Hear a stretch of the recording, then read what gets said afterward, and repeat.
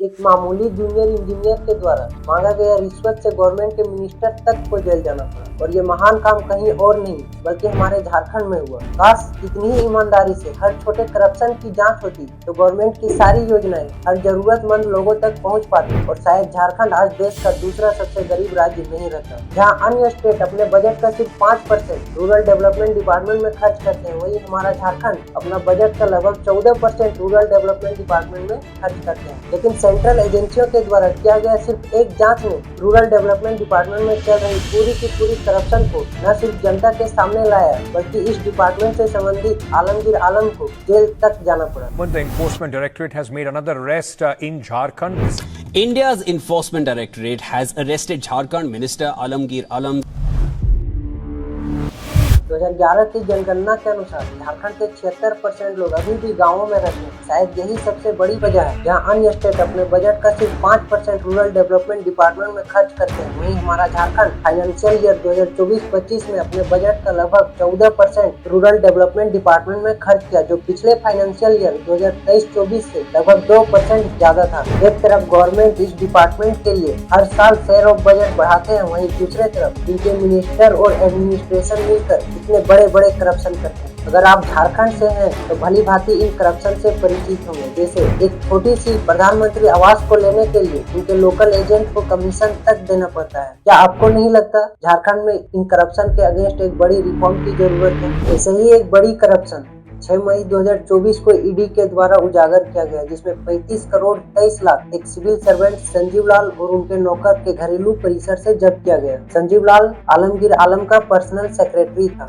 इस करप्शन में government officials के साथ साथ इंजीनियर और कुछ बड़े पॉलिटिशियन को भी आरोपी बनाया गया। एजेंसीज के द्वारा किए गए जाँच की टाइमिंग को लेकर आप सवाल जरूर उठा सकते हैं, लेकिन इस डिपार्टमेंट में चल रही इरेगुलरिटी नवंबर 2019 से ही थी। एंटी करप्शन ब्यूरो यानी एसीबी के superintendent of police Arvind Kumar Singh के द्वारा सुरेश प्रसाद वर्मा को नवंबर 2019 में ही गिरफ्तार किया गया था। सुरेश प्रसाद वर्मा सरायकेला खरसावां डिस्ट्रिक्ट के रूरल डेवलपमेंट डिपार्टमेंट का एक जूनियर इंजीनियर था। उस पर एक कॉन्ट्रैक्टर से उनका बिल पास करवाने के लिए 10,000 रुपया रिश्वत लेने का आरोप लगाया गया था। उसके अगले ही दिन एंटी करप्शन ब्यूरो के द्वारा सुरेश के घर आनंद विहार कॉलोनी जमशेदपुर पर सर्च ऑपरेशन किए गए और वहां से 2 करोड़ 45 लाख रुपए की नगद राशि के साथ साथ 100 ग्राम गोल्ड, 5 रेसिडेंशियल फ्लैट और plot of land related paper को जब्त कर लिया गया। इसके बाद ये पूरा मामला prevention in money laundering act यानी पीएमएलए में ईडी के पास चला गया। ईडी के द्वारा आगे की जांच में इस पूरे करप्शन का लिंक वीरेंद्र कुमार राम से निकला। वीरेंद्र कुमार राम कोई और नहीं बल्कि रूरल डेवलपमेंट डिपार्टमेंट का ही एक चीफ इंजीनियर था। 21 फरवरी 2023 को ईडी के द्वारा झारखंड के रांची, जमशेदपुर, दिल्ली, बिहार सहित 24 अलग अलग लोकेशंस पर सर्च ऑपरेशन किए गए। लगभग 36 घंटा से भी ज्यादा सर्च ऑपरेशन चलने के बाद वीरेंद्र कुमार राम को रांची के अशोक नगर में स्थित घर से गिरफ्तार कर लिया गया।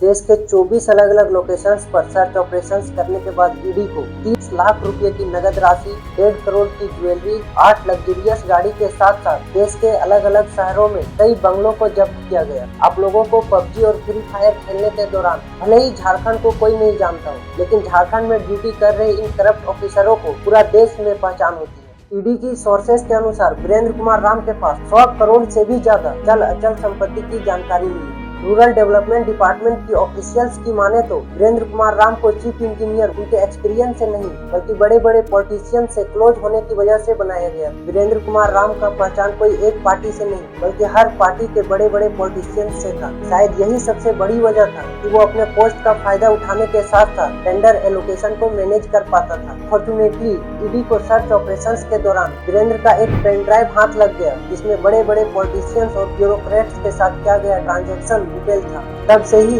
वैसे पॉलिटिशियंस जो वीरेंद्र कुमार राम के करीबी थे वो ईडी के निगरानी में थे। इतने सारे इरेगुलरिटीज रूरल डेवलपमेंट डिपार्टमेंट के मिनिस्टर आलमगीर आलम को गिरफ्तार करने के लिए काफी था। ईडी के द्वारा 14 मई 2024 तक आलमगीर आलम को ईडी के जोनल ऑफिस रांची में इंट्रोगेशन के लिए समन भेजा गया। 15 मई 2024 को ईडी आलमगीर आलम से लगभग 10 घंटा से भी ज्यादा पूछताछ करने के बाद उन्हें prevention in money laundering act के अंतर्गत गिरफ्तार गिरफ्तार कर लिया गया। ईडी के अनुसार Virendra Kumar Ram commission tender allocation के लिए लेता था और उसे सीनियर ब्यूरोक्रेट्स के साथ साथ बड़े बड़े पॉलिटिशियन को ट्रांसफर करता था। सितंबर 2022 में वीरेंद्र कुमार राम संजीव लाल को एक ऐसा ही कमीशन देने का आरोप भी लगाया।